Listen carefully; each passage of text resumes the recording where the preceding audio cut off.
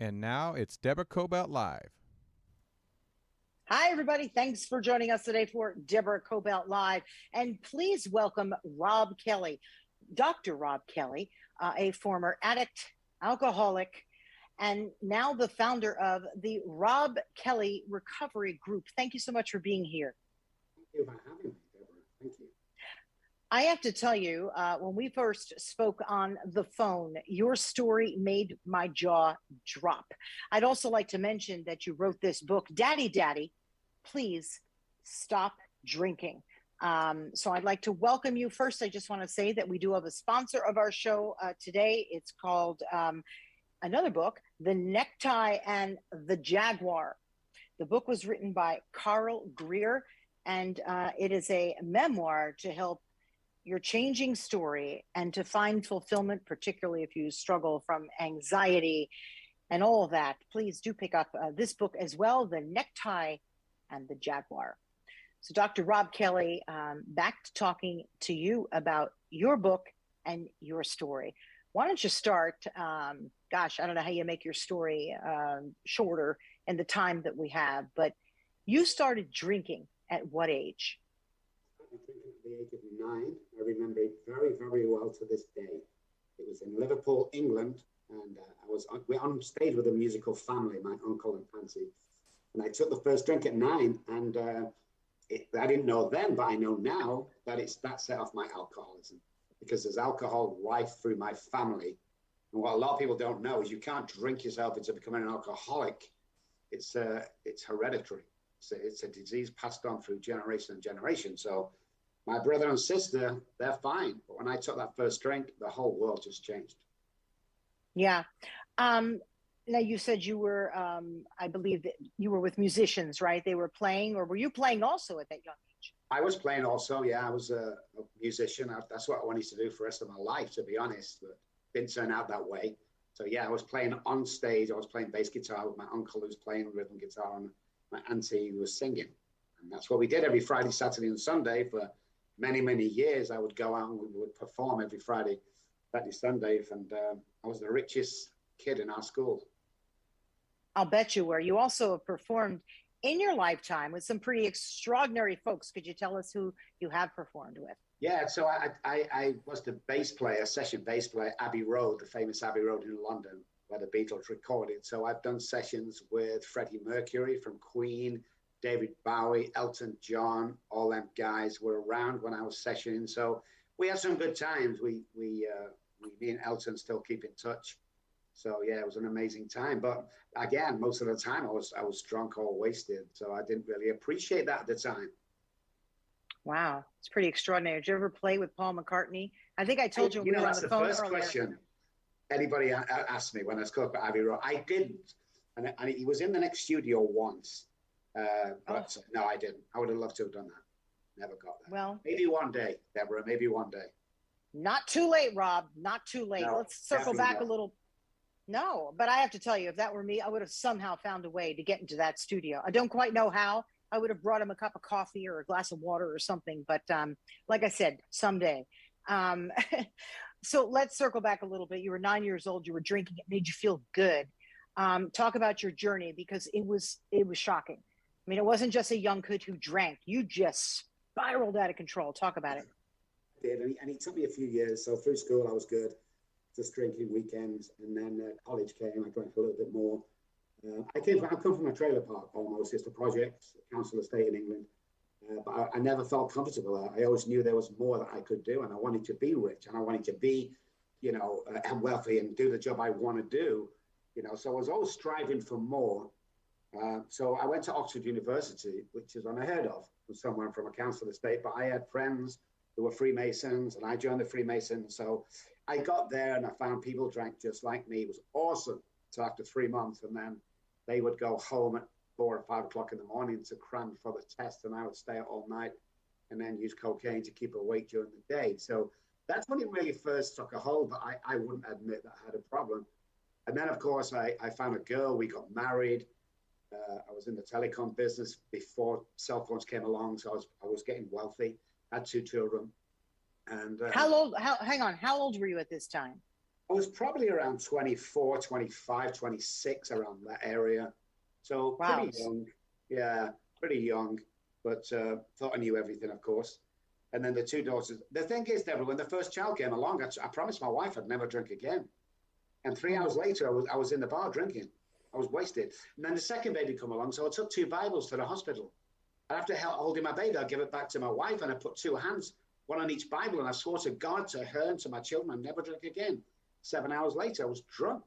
But I still don't think I had a problem. That's the crazy thing about this disease is, no, not me. I've seen them alcoholics, round the fire, getting warm with the overcoat and the string round the waist. I'm not one of them. I'm a wealthy guy. But eventually, there was some horrible stuff that happened in our house.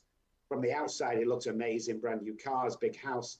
But from the inside, it was absolute horror and mayhem because of the stuff I did when I was in blackout. So eventually... What did you do? So...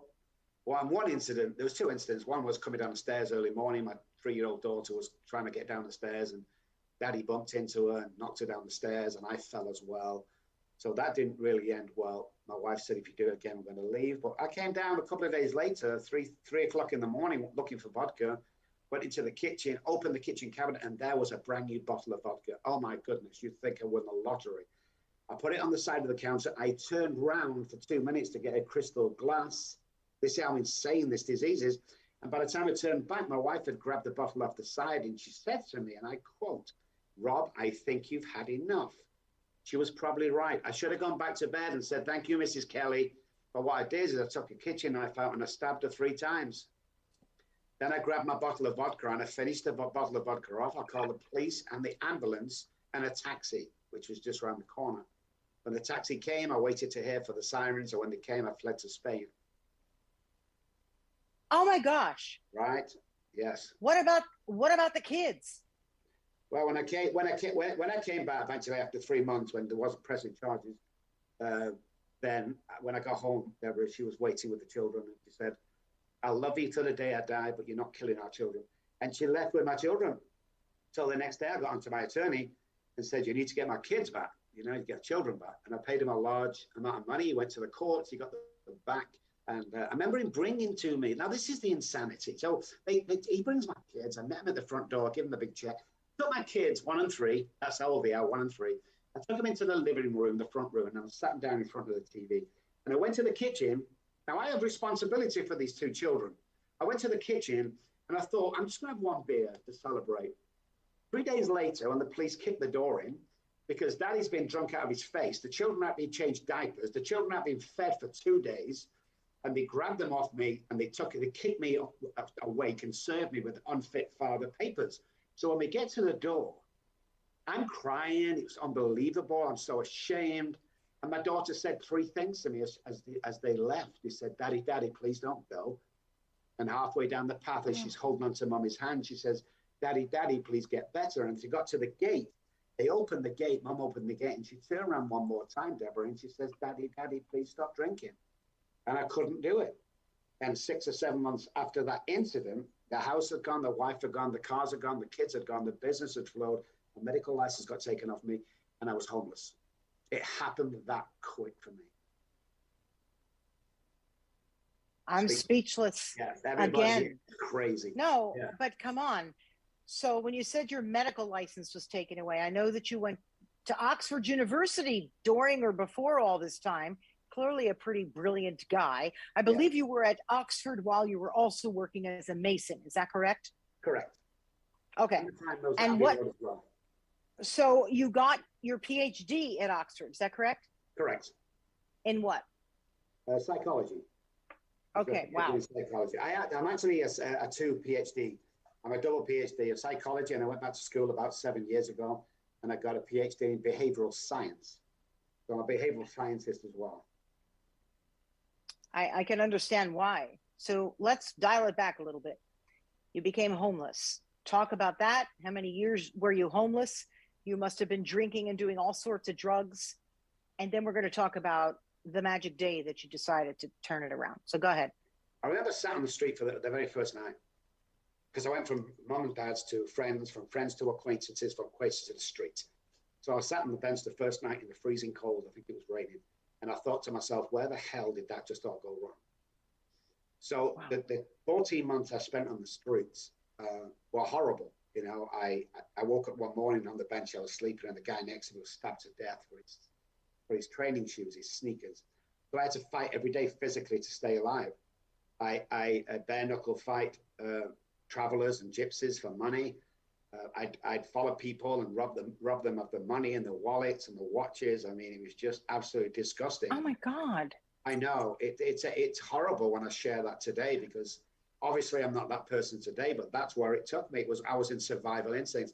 And Deborah, let me tell you, after about 9 to 10 months, it got quite comfortable. The streets got comfortable for me, and it was a new way of life. And one morning, again, early hours of the morning, I'm walking around the back ends of Manchester where it's cobbled and nobody walks around there in nighttime. And I dropped down to my hands and knees and I started to cry like a baby. Not crying from here, your listeners will get this, but crying from the belly, the aching cry. And I was on my hands and knees, and the rain was hitting my head. It was falling around to the face, mixing with my tears. And it was hitting the cobble. It was like a purple splash. It was so dramatic at the time. I remember looking up to the sky and just saying, if there's a God up there, I can't do this on my own anymore. And I still get emotional when I say that, because 30 seconds later, a guy came around the corner who's missed his last bus home from a Bible study. And he asked me, did I want help? And he took me back to his house. And right there that night, started my journey to where I am today. I'm speechless again, Robb. Let me tell you, that's hard to do with me. I'm speechless. Did you become a religious man, a man of God after that moment? Or was it just this person, this angel, if you will, was what you needed at the time? Tell me. Yeah, I have a spiritual way of life now. I have to, because of my disease. Now, right. It's my own concept of a God. So it's not the Christian, Jewish, whatever it is. It's just I know there's somebody up there looking after me, and that's what I do. But I remember I swore to myself that if I ever get off the streets, I'm aggressively going to work for the rest of my life with alcoholics, addicts, and the families, because that's where people are missing out. And I set about that, doing that. You know, I was very aggressive. I'm still very aggressive today when I do what I need to do, and I see people on patients, and you know, we have a great program. So I'm very passionate about it. As in the very first day, I opened a small office in England. Obviously now I'm in San Antonio. I have 5 offices around the world. We're in Spain, we're in Dallas, we're in San Antonio, we're in England, and we're in Switzerland. So it's a big thing right now. It's called the Robb Kelly Recovery Group. But what do you do that's different than what so many other recovery groups do?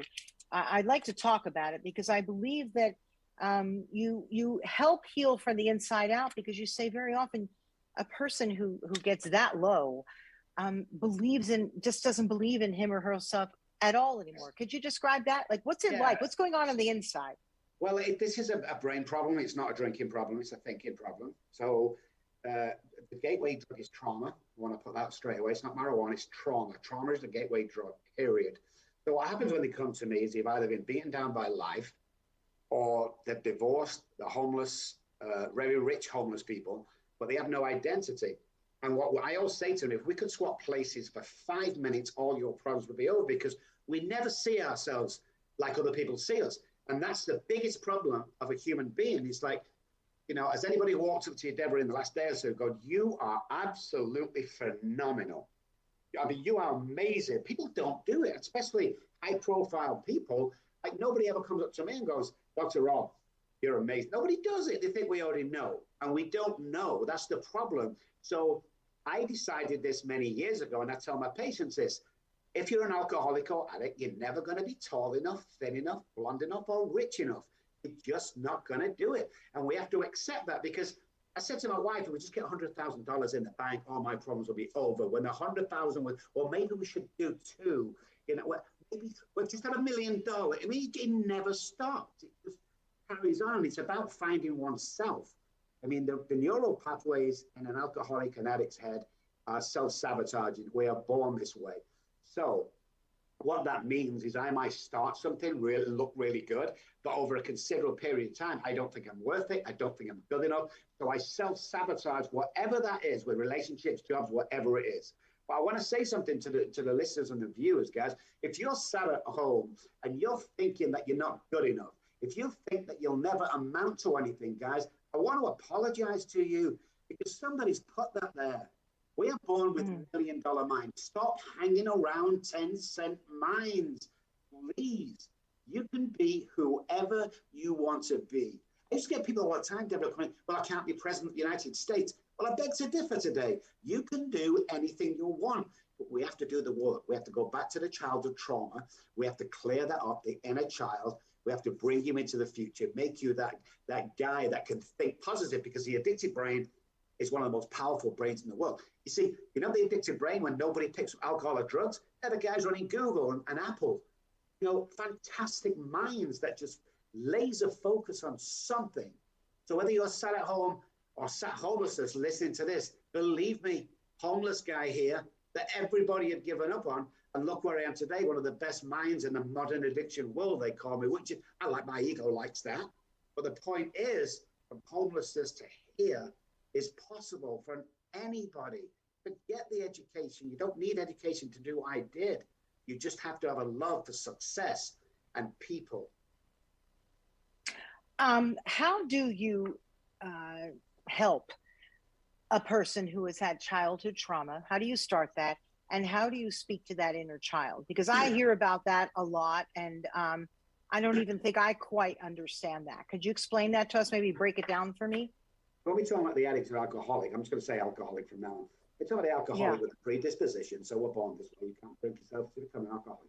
What happens is my brain is distorted from birth. And what happens with the trauma when it happens is I hear things differently than my brother. So let's say, for instance, me and my brother stood on the kitchen table. We're not supposed to be on the kitchen table. We're stood there. Mom walks in. She speaks to both of us at the same time. But she says to Paul, will you get down off that chair, you stupid idiot? Get down.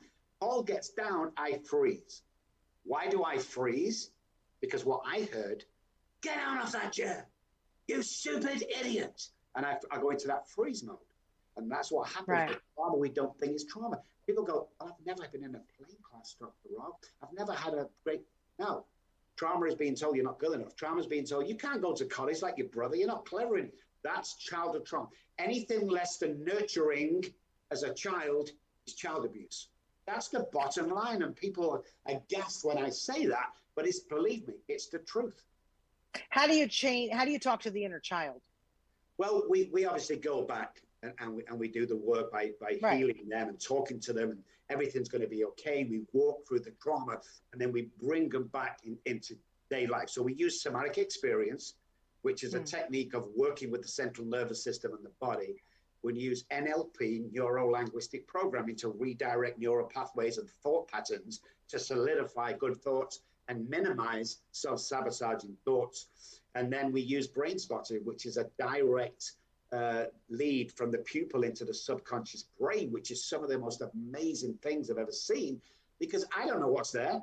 But when we do this procedure by going back, clearing everything up, now we can talk to them, we can see, we can go into the subconscious mind, and we can see where the other trauma is being held, because as human beings, we don't deal with trauma. So if you ever seen, I don't think you have, but if you ever seen a deer being hit by a car but doesn't die, it will lay on the floor for a second, and then it will jump up, and then it will shake violently for about 30 seconds. Then it will run off. That deer never suffers from trauma from that car crash. What humans do, they stuff it down and stuff it down and stuff it down. And it's a bit like a zip file on a computer. Someday I'm going to click on it and all this information and bad stuff's going to throw at me and we can't cope.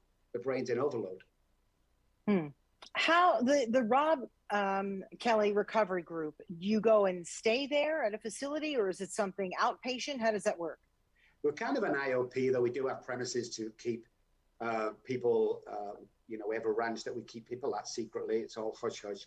But we're mainly an IOP. So telehealth is our biggest leader right now. Probably 95% of our work is telehealth around the world.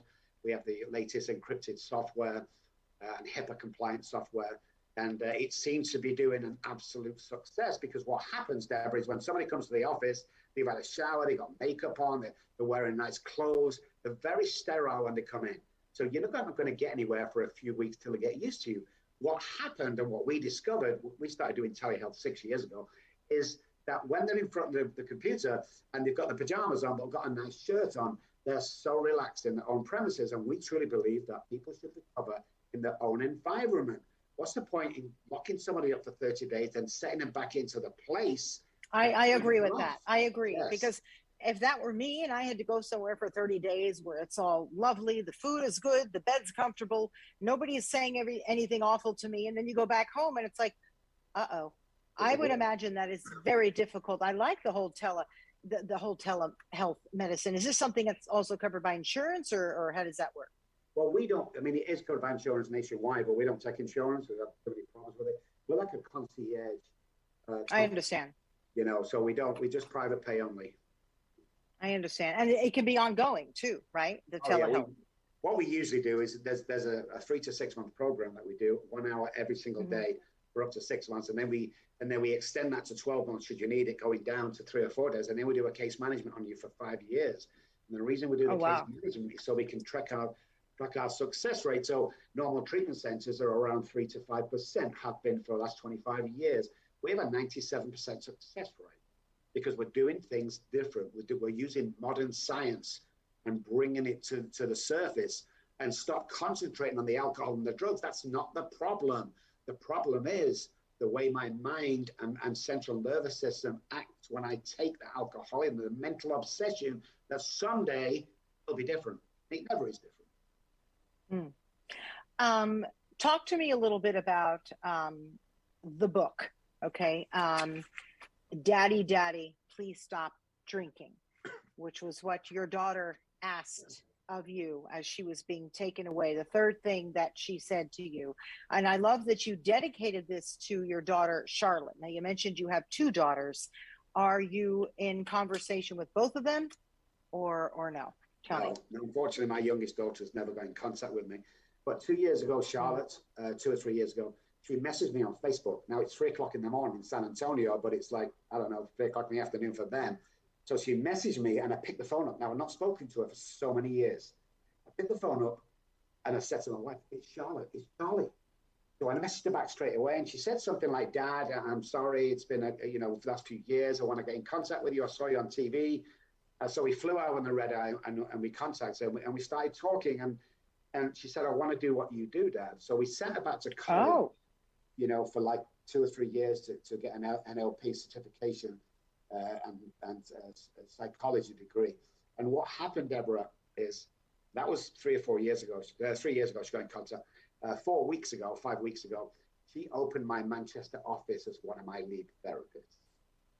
How cool is that? It's extraordinary. I'm sure you couldn't have even dreamt this one some time ago. Now, you said you were with your wife in San Antonio. To be clear, it's not the same wife it's not her mother, because you've since remarried and yes. I believe now have a successful marriage. And Charlotte reached out to you. Charlotte now works with you, and clearly you have a good relationship with her. What about your younger daughter? Do you have any hope that might happen one day? You could get another Facebook message. You don't know. Yeah, one day, Deborah. I really think, because I'm doing the right thing today. I'm not a liar. I'm not a cheater. We're an honest company. We're with honest people to get people well. All we want to do is we want to get people well and care for them.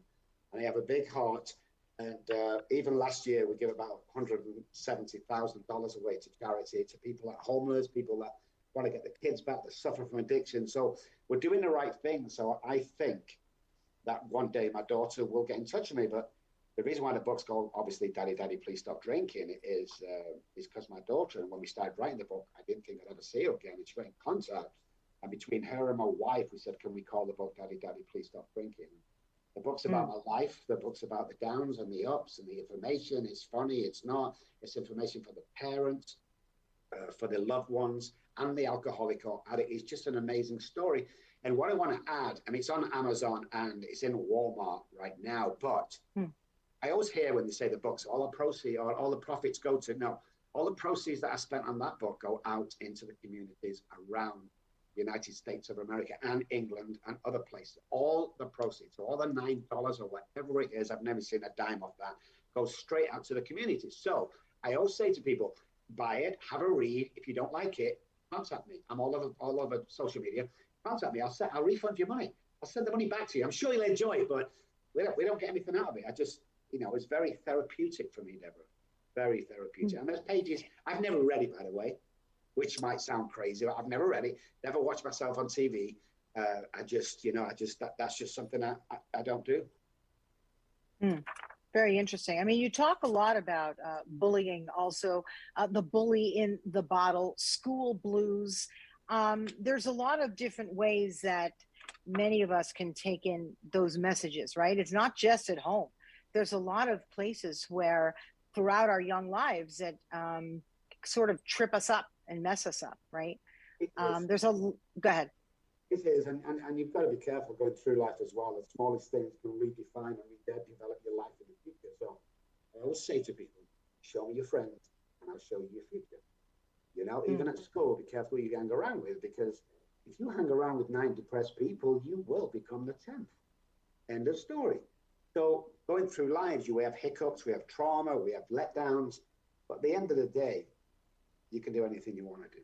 And I've proven that time. And 7,000 patients, we're not talking about a couple of patients here, we're talking about 7,000 patients over a period of 25 to 30 years, all have got the life back together and all are very happy with what they do and provide and loving.